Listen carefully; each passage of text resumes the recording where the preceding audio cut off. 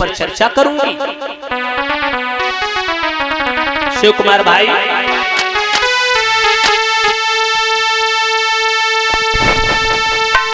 अरे रानी मन में कहीं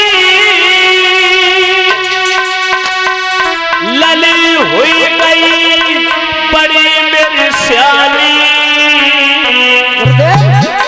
और परयोग सुता हुई गई है मेरे के सोच गई महारानी।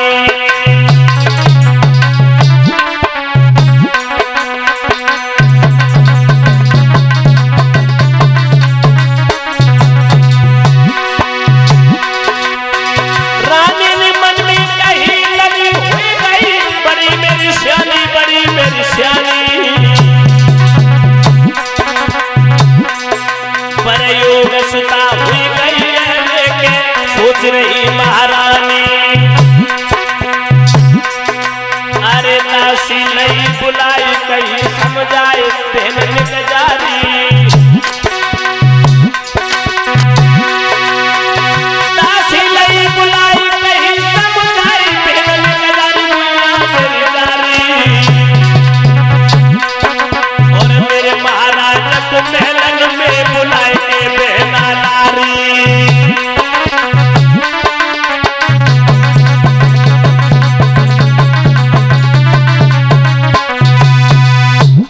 परीक्षित जी दासी को तत्काल बुलाया और कहा जल्दी मेरे महाराज को बुला के लाओ। दासी पहुंची, परीक्षित जी राजा को प्रणाम किया, कहा आपको महारानी साहिबा ने याद किया। राजा ने तत्काल कचहरी को बर्खास्त किया। बर्खास्त करने के बाद में दरबार से चल के महलों में पहुंचा। रानी ने अपने प्राणपति को आता हुआ देखा, देवी आसन डाला, दोनों हाथ जोड़े और राजा के पैरों पर अपने घुटने के बल बैठ गई और हाथ जोड़ के एक प्रश्न किया।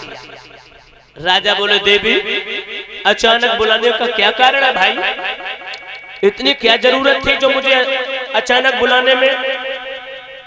आपने दासी को भेजा, अचानक बुलाना पड़ा, क्या बात है बोलो। रानी कहने लगी महाराज गुस्सा तो ना हो, अगर एक बात कहूं मैं तुमसे।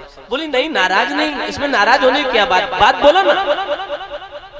रानी कहने लगी महाराज तुम सारे दिन राजकाज में उलझे रहते हो, घर गृहस्थी के बारे में तुम्हें इतना ज्ञान नहीं है, घर गृहस्थी के बारे में तुमने कभी देखा ही नहीं, सोचा ही नहीं। राजा बोले क्या कहना चाहते हैं, खुल के बोल।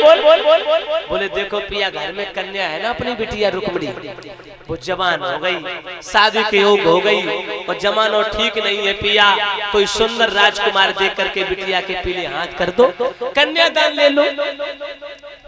राजा बोले ये तो मेरे दिमाग में ही नहीं था बेटा, तुमने बहुत अच्छी बात कही देवी, आपने बहुत अच्छा प्रस्ताव रखा, हमारी अपनी लाडो रुक्मणी शादी की हो गई, कोई बात नहीं, आज तुम्हारी बात पर अमल किया जाएगा। राज दरबार में जाकर के मेरे 5 बच्चे जवान हो गए, उनसे विचार विमर्श करूंगा, विचार विमर्श करके जरूर कोई ना कोई सुंदर राजकुमार की तलाशी करवाऊंगा। तो परीक्षित जी ध्यान रखना, राजा वहां से चले, राज दरबार में आए, मंत्री ने देखा, प्रणाम किया। महाराज इस मंत्री का प्रणाम स्वीकारो महाराज। मंत्री हाँ महाराज।